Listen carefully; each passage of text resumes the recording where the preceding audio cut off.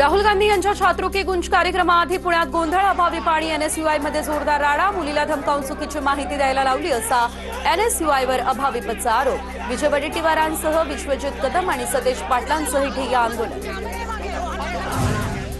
अभाविपच्या गुंडांनी 2 मुलींना कोंडून ठेवलं, छात्रों गुंज कार्यक्रम उद्ध्वस्त करण्यासाठी भाजपचं षडयंत्र, वडेट्टीवारांचा आरोप। अभाविपच्या विरोधात काँग्रेस आज करणार तक्रार।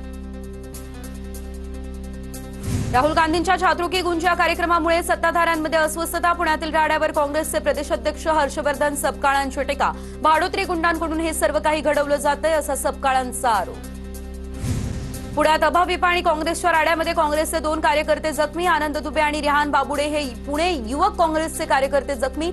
बाळासाहेब थोरात, विजय वडेट्टीवार आणि विश्वजित कदम यांच्यासह सतेज पाटलांनी जखमी कार्यकर्त्यांची संचेती रुग्णालयामध्ये घेतली भेट। लोकसभेचे विरोधी पक्षनेते राहुल गांधी आज पुण्याच्या दौऱ्यावर, छात्रों गुंज कार्यक्रमातून विद्यार्थिनींसोबत साधणार आहेत संवाद। पुण्यातल्या कार्यक्रमाआधी राहुल गांधींकडून व्हिडिओ शेअर करण्यात आला। कार्यक्रम फक्त मुलींसाठी का घेतला जातो याचं या व्हिडिओतून दिलं उत्तर। समाजात मुलींना कोणत्या अडचणींना सामोरं जावं लागतं, मुलींची काय मतं आहेत याचंही दिलं उत्तर। राहुल गांधींचा छात्रों गुंज कार्यक्रम ऐतिहासिक होणार, काँग्रेसचे नेते विश्वजित कदम यांचं वक्तव्य। सत्ताधाऱ्यांनी या कार्यक्रमामुळे घाबरू नये, विश्वजित कदमांच्या सत्ताधाऱ्यांवरती ही टीका समोर। राहुल गांधींच्या मागणीनंतर पॅलेट गन प्रकरणी संसद मार्ग पोलीस ठाण्यात एफआयआर, अज्ञातांविरोधात गुन्हा दाखल करण्यासाठी राहुल गांधींचा विद्यार्थ्यांसह तब्बल 7 तास पोलीस ठाण्याबाहेर ठिय्या। ही न्याय मिळण्याची सुरुवात, राहुल गांधींची प्रतिक्रिया समोर।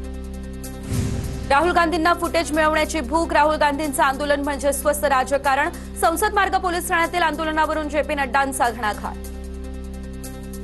राहुल गांधी पार्ट टाइम 2-5 दिवसांसाठी देशात येतात, आयजीच्या जीवावर बायजी उदार अशी राहुल गांधींची अवस्था। प्रवीण दरेकरांची टीका, विद्यार्थी आंदोलनावर स्वार होऊन राजकीय पोळी भाजण्याचा राहुल गांधींचा प्रयत्न। राहुल गांधी यांच्या आंदोलनावरून भाजपचे नेते प्रवीण दरेकर यांचा हल्लाबोल।